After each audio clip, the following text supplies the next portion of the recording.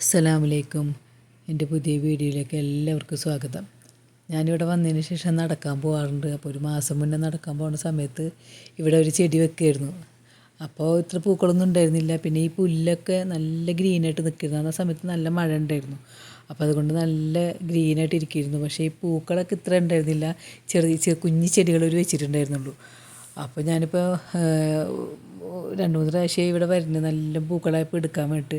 അപ്പോൾ അവരോട് ചോദിക്കാതെ നമുക്ക് വീഡിയോ എടുക്കാൻ പാടില്ല. അപ്പോൾ 2-3 പ്രാവശ്യം വന്ന് ബെല്ലടിച്ചപ്പോഴും ഇവിടെ ആരും ഡോറും തുറന്നില്ല. അപ്പോൾ ഇന്നിപ്പോൾ ഞാൻ ബെല്ലടിച്ചപ്പോൾ അവർ വന്ന് ഡോർ തുറന്നപ്പോൾ ഞാൻ ചോദിച്ചു ഇങ്ങനെ വീഡിയോ എടുത്തോട്ടെ എന്ന് വെച്ചപ്പോൾ അവർ സമ്മതിച്ചു. അതിനെ സമ്മതിക്കാതെ നമ്മൾ വീഡിയോ എടുക്കാൻ പറ്റില്ല. അപ്പോൾ കുറേ ദിവസമായി ഞാൻ വെയിറ്റ് ചെയ്തിരിക്കണം. കാരണം ഇനി വെയിൽ വരുമ്പോൾ അല്ല പൂക്കളൊക്കെ പോകുമോ എന്നുള്ള ഒരു ടെൻഷനായിരുന്നു എനിക്ക്. കാണുമ്പോൾ വീഡിയോ ചോദിക്കാതെ എടുക്കാനും പറ്റില്ലല്ലോ.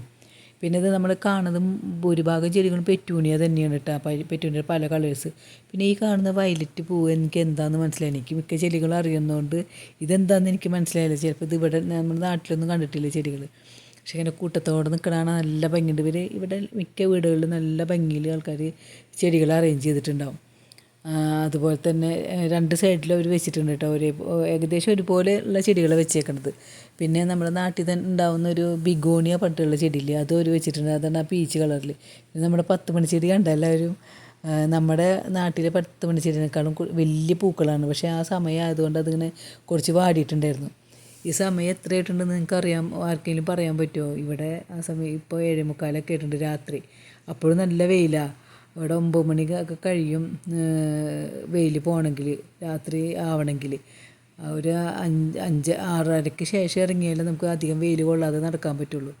പിന്നെ എനിക്കനുസരിച്ചിട്ടുണ്ടെങ്കിൽ ഇവിടെ നടക്കാൻ ഏറ്റവും ഇഷ്ടം ഈ ചെടികളും പൂക്കളും. എനിക്ക് ഭയങ്കരമായിട്ടുള്ള ഇഷ്ടം കൊണ്ടാണ് ഞാൻ ഇത് കാണാൻ വേണ്ടിയിട്ടാണ് കൂടുതൽ നടക്കണത് തന്നെ. എനിക്ക് അത്രയ്ക്ക് ഇഷ്ടമുള്ളതുകൊണ്ട്.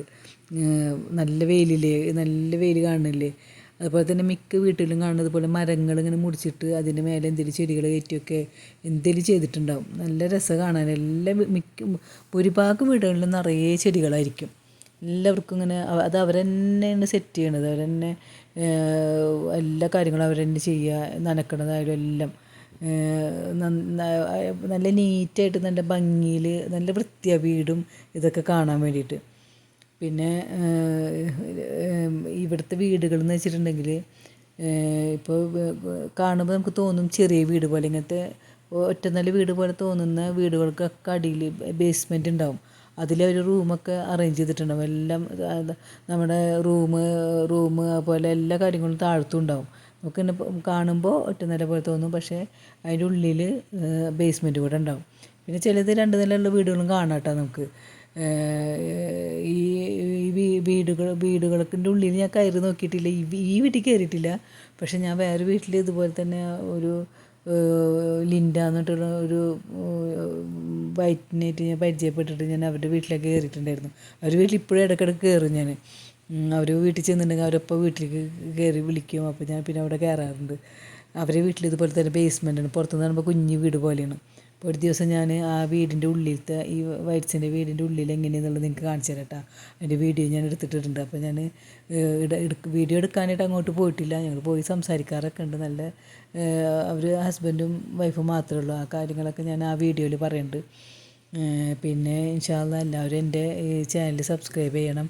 അതുപോലെ തന്നെ കമൻറ്റ് ചെയ്യണം, ലൈക്ക് ചെയ്യണം. അതുപോലെ തന്നെ സബ്സ്ക്രൈബ് ചെയ്യുമ്പോൾ അതിന് തൊട്ടടുത്തുള്ള ബെല്ലൈക്കൺ കൂടെ ക്ലിക്ക് ചെയ്താലാണ് ഞാൻ ഇടുന്ന വീഡിയോസ് നിങ്ങൾക്ക് കാണാൻ പറ്റുള്ളൂ. അപ്പോൾ എനിക്ക് കറക്റ്റായിട്ട് വീഡിയോസ് എടുക്കാനൊന്നും അറിയില്ല. ഒക്കെ പിള്ളേരെ എടുത്തായിരുന്നത്.